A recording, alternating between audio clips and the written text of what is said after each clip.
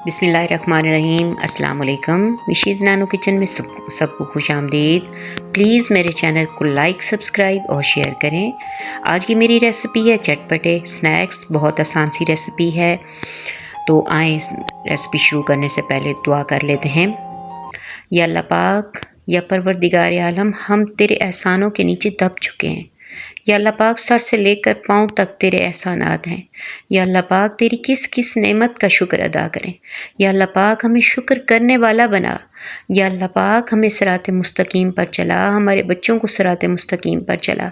या अल्लाह पाक, दीन इस्लाम को समझने और उस पर अमल पैरा होने की तौफीक अता फरमा। या अल्लाह पाक, हमारे बच्चों को नेक रास्तों पर चलाना, 5 वक्त का नमाजी बनाना। आमीन या रब्बिल आलमीन। ये मेरे पास तकरीबन 200 ग्राम चिकन है, बोनलेस। छोटी छोटी क्यूब्स में मैंने इसे काट लिया है। इसके अलावा बहुत सारी चीज़ें इसमें डालूंगी ताकि ये चटपटा बने। Oregano, paprika, mustard powder, soya sauce, chilli sauce, सिरका, मिक्स हर्ब, अदरक लहसुन का पाउडर भी जाएगा, काली मिर्च भी जाएगी। तो ये सारी चीज़ें डालूंगी और आपको साथ साथ बताऊंगी कि मैंने 200 ग्राम चिकन में कितनी चीज़ें डाली हैं। तो सबसे पहले ऑरिगेनो डालूंगी। तो ये देखें, टीस्पून है मेरे पास और मैं टीस्पून की बिल्कुल, ये देखें, इतना सा मैं डालूंगी जितना आप लोगों को नज़र आ रहा है, इतना। अगर आपका चिकन ज़्यादा है, आप ज़्यादा स्नैक्स बना रहे हैं, तो ये सारी चीज़ें, मैं आपको सही बात बताऊंगी, ये जितनी भी चीज़ें हैं ये आप अपने टेस्ट के मुताबिक डालें। तो मुझे जितना टेस्ट चाहिए था और इसमें मुझे जो इनाफ लगता है वो मैं उस हिसाब से डाल रही हूँ। तो ये मैं थोड़ा सा पेपरिका पाउडर डाला है। अब मस्टर्ड पाउडर भी मैं इसमें डालूँगी, तकरीबन 1 टीस्पून। इसका टेस्ट बहुत अच्छा आता है। जितनी भी चटपटी चीज़ें बनानी हो तो इसमें ज़रूर डालें। तो ये देखें, लहसुन पाउडर मैंने इसमें डाल दिया है और काली मिर्च डालूँगी। ये देखें, साथ साथ देखें, टीस्पून है लेकिन इसकी बिल्कुल नोक पे मैंने रखी है काली मिर्च भी और लहसुन पाउडर भी। मिक्स हर्ब है, वो थोड़ा सा मैं इस तरह स्प्रिंकल कर दूँगी। तो अब अदरक पाउडर भी मैं इसमें डालूँगी। अगर आपके पास अदरक और लहसुन का पाउडर नहीं है तो आप फ्रेश भी इस तरह चॉप करके इसमें डाल सकते हैं। 1 टीस्पून भर के इसमें सोया सॉस डालूँगी और तकरीबन 1.5 टीस्पून इसमें मैं चिली सॉस डालूँगी। ये देखें, इसमें मैं डाल के और फिर इसको मैं मिक्स करूँगी। 1 टीस्पून ही मैं इसमें तकरीबन सिरका डालूँगी।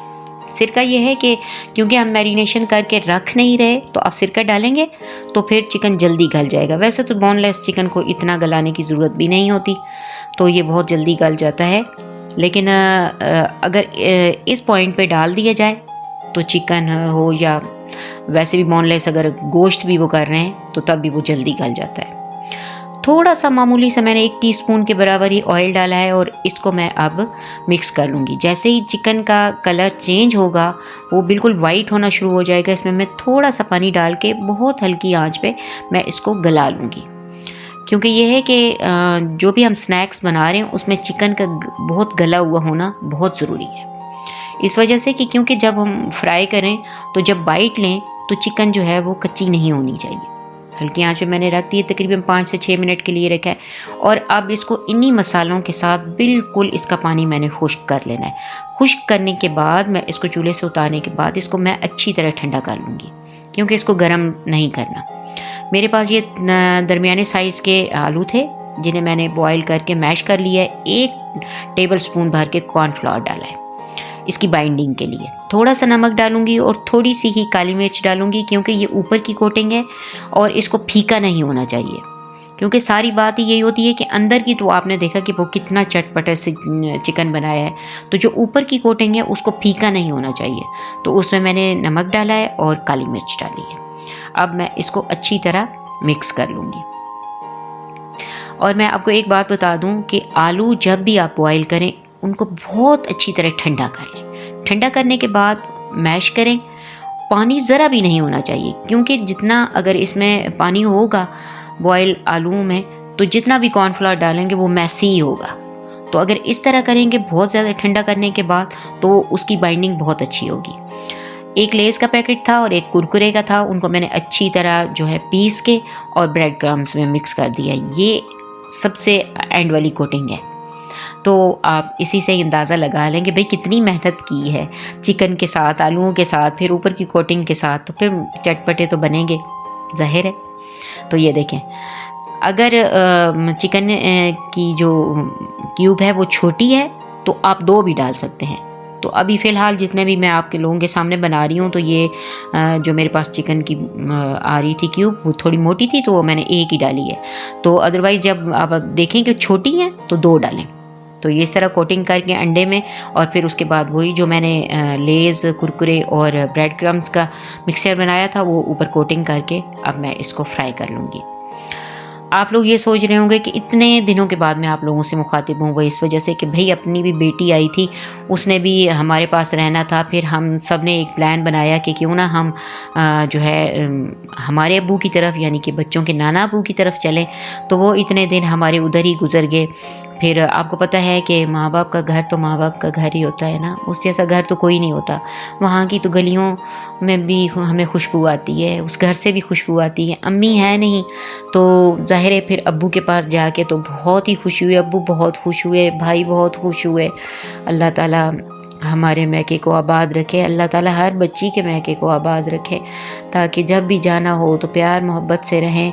क्योंकि अल्लाह अबू हमारे अब्बू की ज़िंदगी रखे, अभी तो हैं, अम्मी नहीं हैं, लेकिन फिर आपको पता है कि माँ बाप अगर दोनों भी ना हो तो फिर भाइयों से भी मैका आबाद रहता है। तो अल्लाह ताला हर बच्ची के मैके को आबाद और शादो आबाद रखे, आमीन। तो मैं इस वजह से इतने दिनों से आप लोगों से बात नहीं कर सकी और मैं लेट हो गई रेसिपी देने के लिए भी, तो माज़रत चाहती हूँ। तो ये देखें, फ्राई कर लेंगे। और मुझे गोल्डन कलर बहुत पसंद है, मैं जो भी स्नैक्स बनाती हूँ गोल्डन कलर पे ही उतार लेती हूँ, क्योंकि इससे ज़्यादा डार्क कलर मुझे अच्छा नहीं लगता। अगर आप लोगों को डार्क कलर पसंद है तो आप वो भी बना सकते हैं। तो बहुत आसान है, आंच तेज़ नहीं रखनी, क्योंकि जो इसकी हमने ऊपर की कोटिंग रखी है वो बहुत जल्दी डार्क कलर पकड़ लेती है। तो इस वजह से आंच हल्की रखें। हर चीज़ पकी हुई है, बस ये है कि हमने फ्राई करनी है। ये देखें माशाल्लाह बन के तैयार है।